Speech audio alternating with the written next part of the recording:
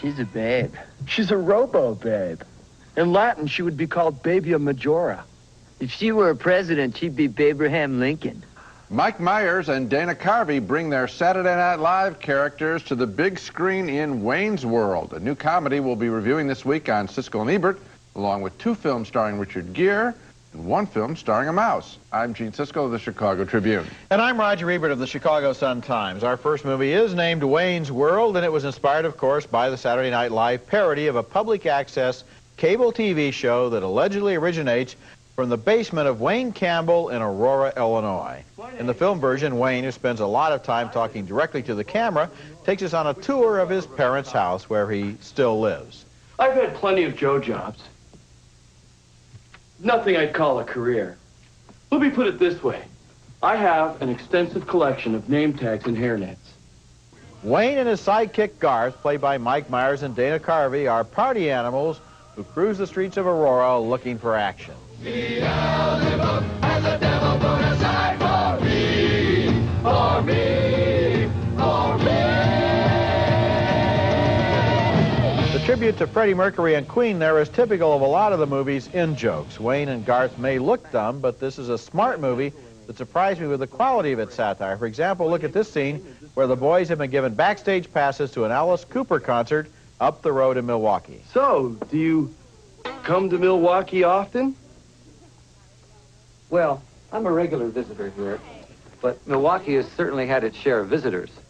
The French missionaries and explorers were coming here as early as the late 1600s to trade with the Native Americans. In fact, isn't Milwaukee an Indian name? Yes, Pete, it is. Actually, it's pronounced Miliwake, which is Algonquin for the good land.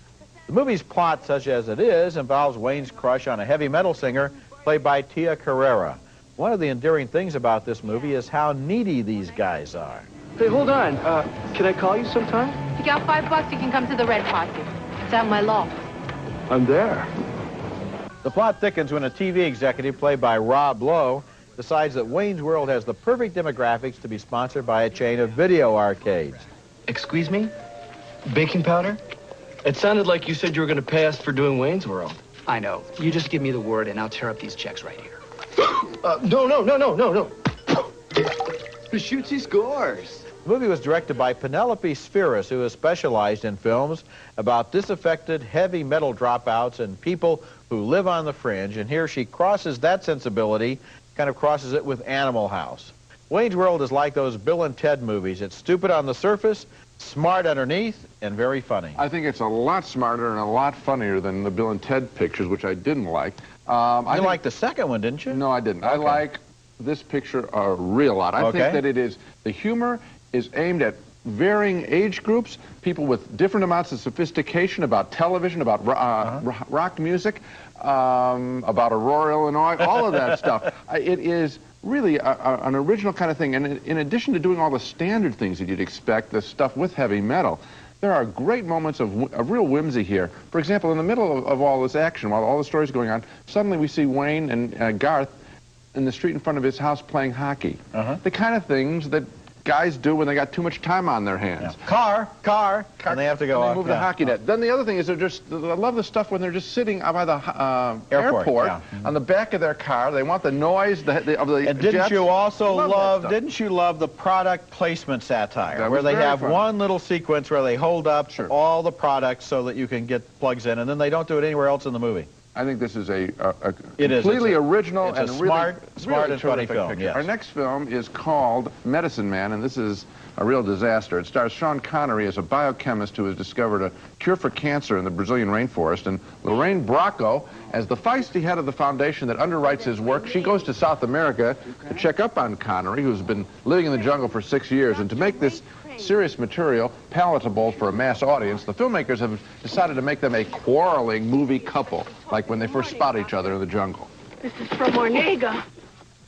How about a place to sleep? Ornega? You're from Ashton. He sent you? I tell you, they sent a girl. He sent a girl? Yes.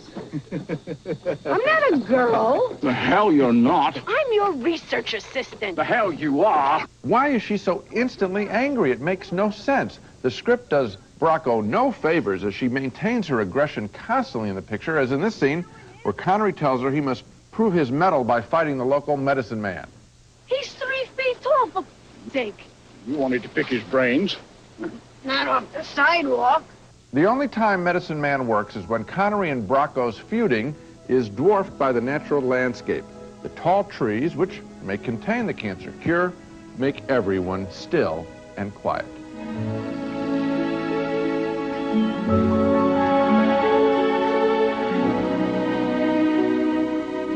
I really like those moments with the pulleys and moving up and down in the trees, but then it's quickly back to earth and back to the banter as Medicine Man turns into a would-be romancing the stone with its quarreling couple.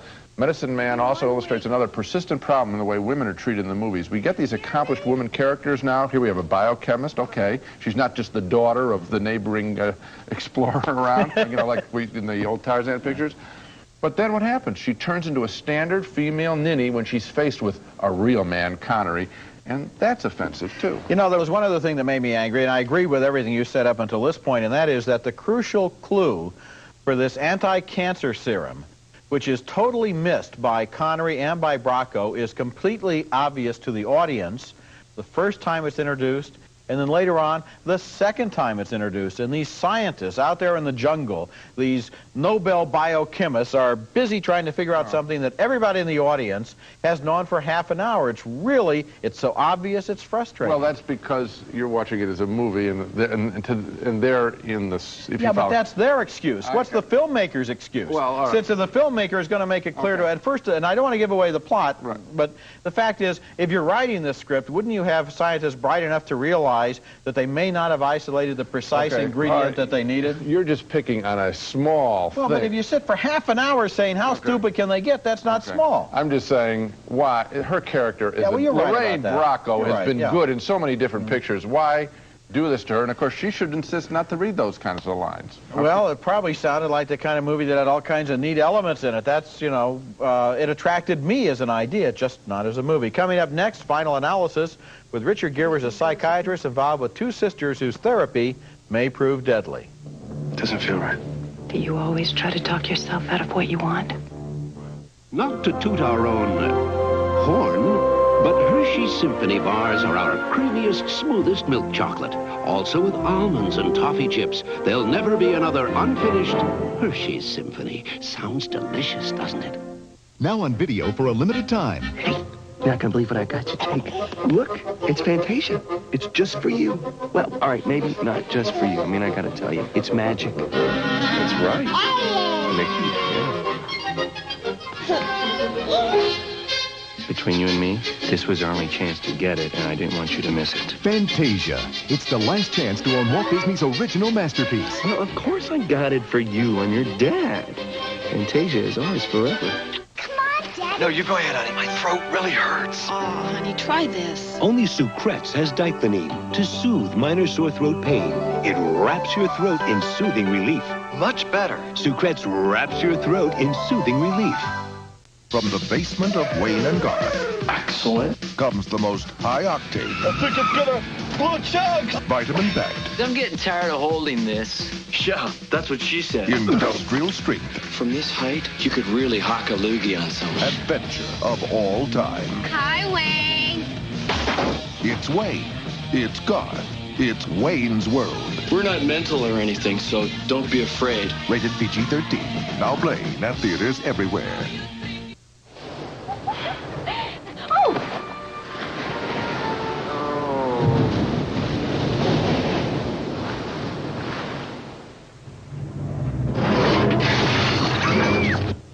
Richard Gere finds himself on shaky ground with Kim Basinger in our next movie, Final Analysis, which is a combination of sex, psychoanalysis, and a dangerous lighthouse that seems inspired by Hitchcock's Vertigo. The movie stars Richard Gere as a psychiatrist whose life becomes entangled with two sisters. One of them is beautiful but evil, and the other one is evil but beautiful. At the beginning, treating the sister played by Uma Thurman, he doesn't have any idea what strange and terrifying experiences she's about to lead him into. You want to know how the dream ends? Yes. Everything goes up in flames. Flowers, a table. It's one great big fireball.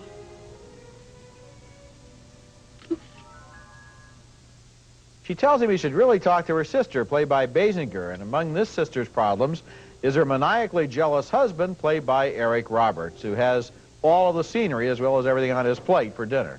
I don't like people looking at my wife. And I certainly don't like being looked at. Before long, a murder has been committed, and Gere, who has fallen in love with Basinger, begins to realize there's more to her than meets the eye, and what does meet the eye is more than enough. Because you were desperate, because of the emotional, psychological torture. Tell me anything. Just don't tell me it was for the money. If it was something as cold as that, I don't want to hear that. I think this is crazy. Final Analysis is a thriller that's too complicated for its own good, and in the final analysis, I think, the audience gets tired of trying to make sense out of the twists and turns that seem manufactured out of the screenwriter's whimsy. And yet there's good stuff in this movie. I enjoyed Kim Basinger's performance. I thought Eric Roberts was an entertaining villain, although he was a little over the top for true believability.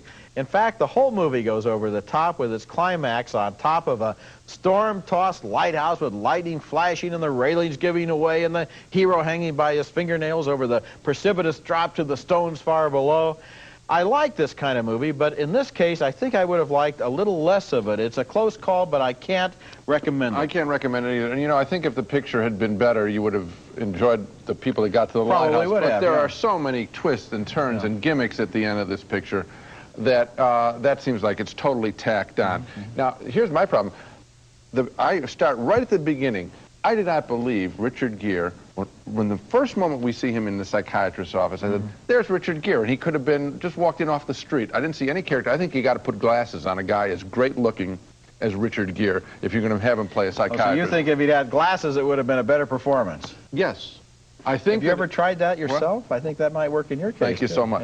Yeah, but it isn't working in yours. So, no, but seriously, the point is, I didn't buy Gere. Then the build-up with Basinger, when she trots on, then you're counting down the minutes to the bedroom scene, okay? Eagerly. And then constant switching back and forth, plus the lighthouse, and it's a jumble in the back half of the picture. Yeah, it's almost like at the end when they were writing the screenplay, they were saying, okay, if this is true, then it isn't true. Yes. And then if it isn't true, then it is true. Yes. And it back and forth till you feel like it's a ping-pong match.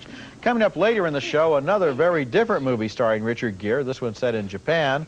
And coming up next, a film called Voyager with Sam Shepard traveling the world in search of his past. Tell me about your mother anymore. I don't want to hear about your mother, all right? Excuse me, I'm sorry. I'm a technologist. You know, it's a very simple point of view. We're trained to see things as they are without dreaming. That's Sam Shepard in a new drama called Voyager, set in the 1950s, about a world-traveling engineer who ends up chasing his unsettled past life from port to port. In Europe, he falls in love with a young woman, only to discover that he once almost married her mother, and even more shocking, she actually may be his daughter. What's her name? Good question. She's gone through a lot of names. Herr Pipper is only the last one. He's living in East Germany now. He's a communist. I never liked him. And I was very pleased they're divorced. Thank you. Before that, it was Enki. My real father, Joachim Enki. Oh, no. The whole busload of your compatriots, go! After that stunning development, Shepard quite naturally pulls away romantically from the young woman, played by Julie Delpy. You do love me. I see it in your eyes. Why are you trying to stop it? All this leads to a confrontation between Shepard and the girl's mother, played by Barbara Sakova. They've never reconciled. They're not getting married some 20 years ago. I asked you to get married so we could have this child. That's not what you said. Don't tell me what I said. I know what I said. You said if you want to have your child, then we must get married. You said your child, not ours. Now, the bare bones of the plot of Voyager might not make it seem like much of a picture. In fact, I think the least interesting element in the film is whether or not he really is her father. But the movie does have some special qualities. The characters are quite bright, and the coincidence-laden path that Sam Shepard's character takes all over the world, from the Mexican desert, an amazing plane crash there, to New York City, to Greece, all of that is refreshingly cosmopolitan. American movies are so closed-minded in terms of location. Here, this is a film that spans the world, and it does have a message that seems urgent. Director Volker Schlondorf is saying we ought to seize the moment, not allow problems to drift, resolve conflicts here and now. And save for an ending that was kind of pat, I enjoyed Voyager. I didn't think the ending was that pat, but I did enjoy the film too, and I enjoyed it because these people are so out of the ordinary in terms of the movie characters that we often see. All of them are. Smarter. They're interesting, and they're a little bit offbeat. One thing now that you touched on is the possibility that there may be incest involved here, that this man may in fact have fallen in love with his own daughter. And there was a fascinating article in the New Republic last week by Stanley Kaufman on that subject, incest in the movies, saying that the problem is, except for criminal incest, of course, with a daughter or with a parent taking advantage of a daughter or a son, that the audience doesn't know how to feel about a movie like this. It may be incest, but that doesn't mean anything to us because it doesn't have an emotional resonance. We don't know how to feel. It's something between them that we feel and are excluded from. Yeah, except that here I think the case is, if he is, he didn't know it when he wrote, this woman is a perfect stranger to him, and so I think actually that the situation that's created in this picture makes it. But I'm not saying we blame him. I mean, I know it wouldn't be his fault if that were the case, but the whole movie is about whether or not that's the case, and the fact is that's hard to really get involved in. Well, that case, as I said before, is the least interesting element in the film. When we come back, the great Japanese director Akira Kurosawa turns at the age of 82 to the subject of the bomb. Our next movie is named Rhapsody in August, and this is the latest work in the long career of Akira Kurosawa, one of the greatest of all film directors. In it, he approaches the subject of the atomic bombing of Japan, but somewhat indirectly in a movie set in the present day and starring Richard Gere in the clearly symbolic role of an American who is half Japanese. Oba-san, Nagasaki no shito. Sore nano ni watashi tachi kikatsukenai. Warui desu. 私たち悪かった。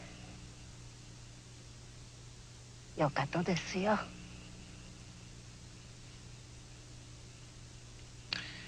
父、私に言いました。クラーク、行って。おばさんのできるだけのこと。 Much of the movie, maybe too much of the movie, is given over to the romances and concerns of the younger generation, to which the bomb means little. All of Kurosawa's films contain powerful images, and in this one, it is the old woman struggling stubbornly against the wind and rain. Rhapsody in August is not one of Kurosawa's greatest films, but then after all, this is the man who made Ikiru, Rashomon, Kagemusha, and Ran, so he has set himself an almost impossible standard. It's a small film, a meditation on the way the memory of the atomic bomb spirals down from one generation to the next. One of its images is the twisted skeleton of a jungle gym in a school play yard, still left standing the way it looked on the day after the bomb dropped. Many school children were killed that day, and their schoolmates, now in their 50s and 60s, still leave flowers at the shrine, but still life goes on.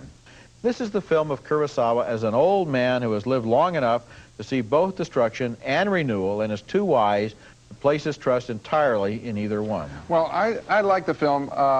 It isn't one of his greatest works. It's more like a sketch, but his sketching is great. And it's sort of an elaboration of one of the sequences dealing again with the bomb from his last picture, Dreams. The image that you cited of the woman struggling, there was a similar image in the snow in Dreams. So really, if you're really interested in Kurosawa, and anyone who loves movies would be, it's great to study this as, you know, what he is thinking about. The other thing I think he's trying to bring across is to have a younger generation remember. I think that it's very clear to him that they are not remembering, or they're remembering only in a symbolic way, and maybe there's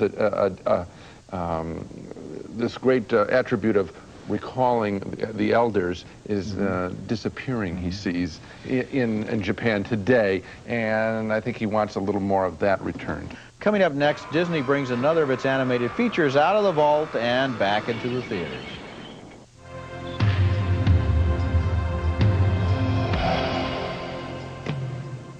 I'm a pretty good volleyball player, but I'm not gold medal material. But Grandpa and I are supporting the U.S. volleyball team as they go for the gold this summer in Barcelona. And you can too. For every Orville Redenbacher's purchase you make, we'll make a donation to this year's team. It takes a lot of dedication to be the best. I learned that from my grandpa.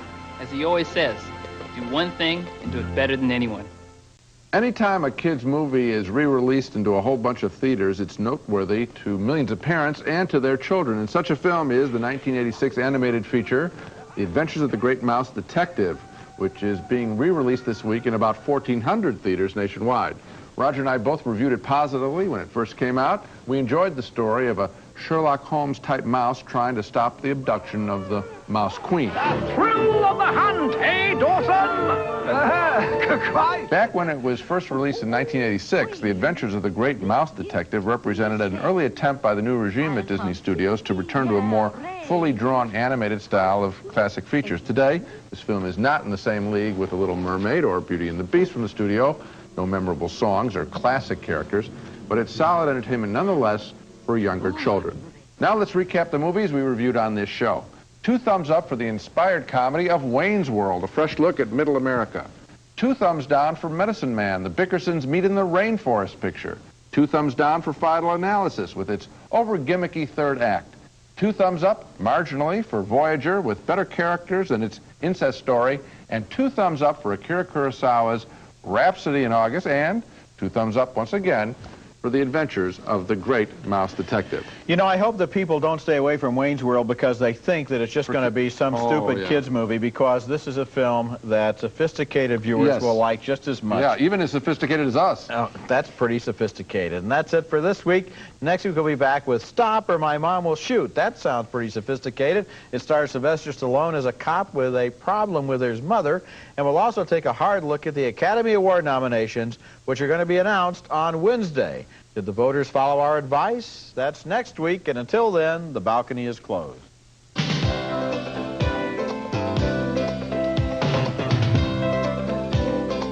The Santa Flush family of toilet bowl cleaners. To make your bowl more than clean, make it Santa Flush and make it sanitary. No-nonsense pantyhose, as beautifully put together as the women who wear them. No nonsense. It's America's favorite jelly bean, Jelly Belly, now appearing at theaters and video stores with good taste. Jelly Belly beans, try them, you'll love them. Shower yourself with a new sensation, new refreshing shield. Experience its unique skin-vigorating formula and feel the blast of pure refreshment.